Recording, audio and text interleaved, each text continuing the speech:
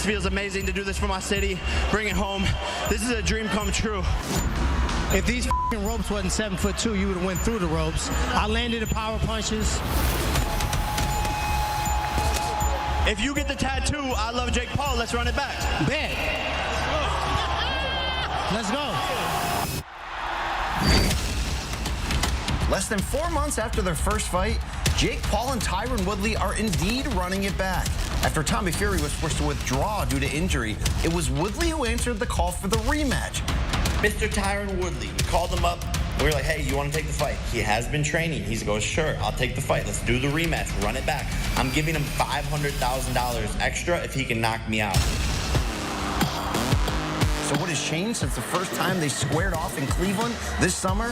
Woodley did indeed get the tattoo on his left middle finger, which may or may not have helped him secure the rematch. But he's acutely aware that his second loss to Paul would severely lessen his ability to get big fights going forward. One thing Woodley can carry is the supreme confidence going into this one, knowing he had Paul on the ropes in round 4 of the first fight and possibly could have finished him with a little bit more aggression. Now for Paul, the former Disney star and YouTuber, beating a former UFC champion like Woodley was a major feather in his cap, having only trained in boxing for 3 years. And love him or hate him, Jake Paul is one of the biggest draws in the sport already.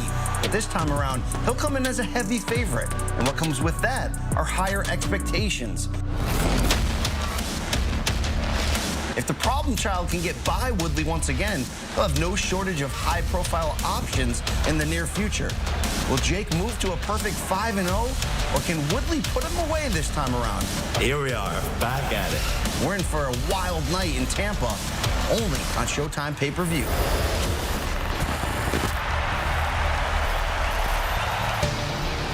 If it kind of looks like boxing and it kind of smells like boxing, and there's a last-minute fill-in for a previously announced Bad Blood super fight, well, then it must be boxing. Jake Paul and Tyron Woodley will tangle for a second time on Saturday after Paul's would-be opponent Tommy Fury backed out of the bout due to lingering COVID effects. Woodley and Paul first fought back in August, with Paul claiming the split decision, but the 39-year-old Woodley, he's going to give it another go on short notice, and this time promising more activity. Who better to break down such a spectacle than the winners of Best MMA Programming at the MMA Awards, the Chin Checkers and Line Steppers, our very own Pitt and Clooney, co-hosts of The Morning Combat, Luke Thomas and Brian Campbell. Fellas, here we are again. Before we get into the picks, no one has been closer to these two fights than you two gentlemen. Luke, what are your biggest observations in terms of the differences you're seeing from the build-up to the first fight and that of this one? Definitely got to be, well, obviously the first one was quite well promoted. You have to give Jake Paul and Tyron Woodley, as well as Showtime, obviously a lot of credit for the way they put that one together. This one, they've only got 2 weeks, so the turnaround time just is going to make it a different fight no matter what. But I will say, and I think Brian will probably agree with this, both guys had a very different energy when we sat down with them on the Wednesday this week versus that Wednesday of the previous fight week. In this particular case, Tyron seemed to me much more happy-go-lucky. Obviously, 2 weeks ago, he wasn't even expecting to be here, and he got here. He had been staying in some kind of reasonable shape. I don't think quite fight shape, but, you know, good enough to be able to take the fight and like your chances at least a little bit. In the case of Jake, he seemed a little bit over the promotion, quite candidly, and chomping at the bit to get another few rounds at Tyron Woodley. So last time, they were a lot more poised, maybe a little bit dark, maybe a little bit more brooding. This time, they seem ready for action. Yeah, rather than turning their sights on each other from a trash talk standpoint that we saw ahead of this first fight, it's been much more inward and internal. You're seeing the same level of intensity, and we saw that certainly on Friday's weigh-in when Jake Paul screamed obscenities into the camera and microphone to get himself fired up. But I think it's more self-fired up for both. They both realized they had a big opportunity to make a lot of money in a spectacle that could have set up future big-time paydays when they first met in August. Both believed they left a little bit on the table. For Woodley, he had Paul hurt in round 4, wasn't able to follow through and get the finish. And for Jake Paul, who through just 4 pro fights has really shown some accomplished skills for a beginner. It's the opportunity to leave no doubt in this rematch. A split decision provides some question of doubt. As the younger, bigger fighter, can he get it done the second time? That's what the talk has been coming in. Not as much against each other, but really about what they can do against one another given this second chance. All right, well, let's get to the picks because we can stack some chips of our own on Saturday night as well. Woodley, he's a 2-1 underdog coming in on short notice, as we said. Paul, minus 240, continuing to sharpen his skill set each time out. BC, lead us off with the who and the when, how you think it goes down on Saturday night. Yeah, the biggest question here is, can Woodley pick up his level of output? That's the key. Look, he was the bigger puncher in the first fight, and he had similar troubles in the tail end of his UFC career where you feel like, does he have questions pulling that trigger? The thing is, though, if we get an aggressive Woodley who's going to go after it, it increases his chances of victory as the fighter with more real fight experience.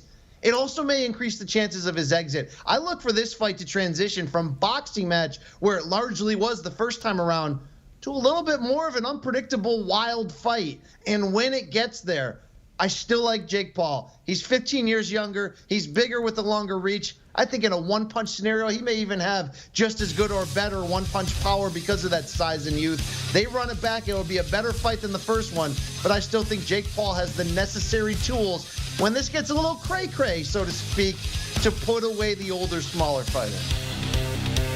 Yeah, I would echo a lot of what Brian says there. In fact, what he's alluding to with Tyron Woodley is Woodley lost 4 fights before exiting the Ultimate Fighting Championship. 3 of them he looked quite listless in, barely had any volume, even just takedowns or anything, much less strikes. And then in his last fight against Vicente Luque, he was completely different. He was like shot out of a cannon. But the problem is he got stopped in the first doing that. So, like, while he wasn't necessarily being overly risk averse, he was actually doing the opposite of that. All it did was hasten his exit, as Brian kind of indicated. So here we go to boxing, the fight after the Luque fight, and he did it again, where there just wasn't a lot of volume. So you have to ask yourself, are you going to get the guy who gave you no volume before, who had a couple of nice shots here and there, but more or less didn't do enough to win? Or are you going to get the guy who's going to be risk-friendly, but then hasten his own exit by creating a lot of openings? I still think, as BC indicated, Jake Paul bigger, certainly the younger guy, unequivocally longer, taller. I still think he's got more overall boxing skill to win. The only thing you have to watch out for is we're talking about 2 guys who are still novices in this game. A lot of openings, and the advantage of it, even when they're not even trying to, the bottom can drop out pretty easily. So it could get dicey. I guess I like Jake Paul via TKO. Yeah, it could always get dicey when you got something like this going on, and Jake Paul does now have at least some film of Woodley in a boxing ring to chew on. We'll see what sort of student of the game he is as he puts it on tape once again. There's plenty of intrigue earlier on in the card, too, with NFL and NBA veterans facing off in the form of Frank Gore and Deron Williams. Guys, this is where we start to dip our toe back into that theater of the absurd once again. I'd also point out that we're talking about the 3rd leading rusher in the history of the NFL who turned down a possible chase at Walter Payton in that 2nd overall spot to take this fight. Luke, what should we be keyed in on between these two, and who do you give the edge? Bro, Frank Gore has had a stare all weekend. He was looking right through you with just ice picks coming out of his eyes. Don't get me wrong, he was professional, he was friendly, but he was intense at the workout. And in fact, it's kind of funny. Those workouts, they're just so you can move around and that the press can get some shots of you and some video clips. Maybe the fans get a couple of autographs. That's really what it's for. Not for Frank Gore. He was over in there working up a sweat. He was hitting pads hardcore. He was jumping rope. I mean, you name it. He was getting after it. So listen, like, it's just impossible to say exactly how these two are going to line up. It's a 4-round fight. Now it's an exhibition as opposed to a pro contest. I will say that Frank Gore has a bit of a challenge getting into the inside of someone like a Deron Williams, but he has looked intense. I might side with the old NFL vet here. Yeah, I've seen that look that Luke's talking about a few times in my life, and normally it's been in parking lots or down back alleys. You see that look, you go in the other direction. Look, celebrity boxing can be fun in games until it's not. You remember what happened to Nate Robinson? I hope that's not the same outcome for Deron Williams, the former multi-time All-Star NBA point guard, 6'3", long wingspan, a combat background more or less in terms of his conditioning and interest. Also co-owner of a very popular and well-equipped Fortis MMA mixed martial arts gym in Dallas, Texas. So he was already talking about taking some type of fight. It just so happens that the phone ring for the boxing side, well, on the other end of that line is a Frank Gore who means business. So, Joe, sometimes we tell you what to do with your money. If you can find a lion here on this. There's a lion, and his name is Frank Gore. He's coming for it. Make that 3 votes for Frank Gore and just hope that everybody walks out of there in one piece. But we got to embrace the weird. We always do on HQ. The Road Dogs, Brian Campbell, Luke Thomas, bringing us the latest from Paul Woodley, too. Thank you, fellas. Hey, when we say our guys got you covered anywhere there's a clock running and punches being thrown, we mean anywhere. The Kings of Swing, Luke Thomas, Brian Campbell, keeping you up to speed on all things combat sports on the award-winning Morning Combat Podcast. Download and follow today.